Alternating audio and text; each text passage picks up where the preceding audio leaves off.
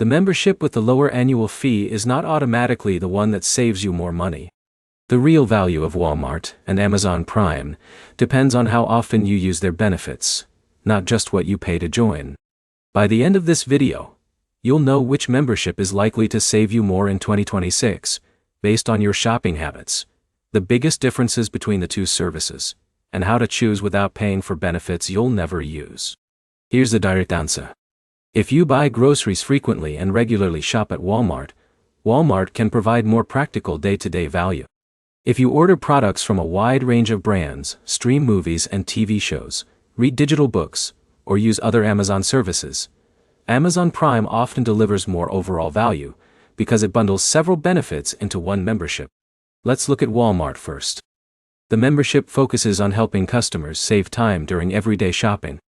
Depending on your location and eligibility, benefits can include grocery delivery, free shipping on many items sold by Walmart, and additional shopping perks. If your weekly routine already includes Walmart, using those services regularly can make the membership worthwhile. Amazon Prime takes a broader approach. Along with fast shipping on many eligible products, the membership includes access to digital services such as video streaming, music, reading benefits, and other features that vary by region. If you already use several of those services, you're getting value from multiple parts of the membership instead of shipping alone. Here's where many people waste money. They compare the list of benefits instead of checking their own habits.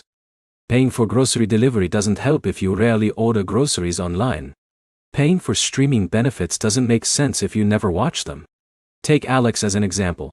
His family buys groceries from Walmart almost every week and frequently orders household essentials for delivery. Walmart fits naturally into his routine because he's using the benefits throughout the month. Now consider John Doe. He orders electronics, office supplies, books, and home products from Amazon several times each month. He also watches movies and TV shows through Prime Video.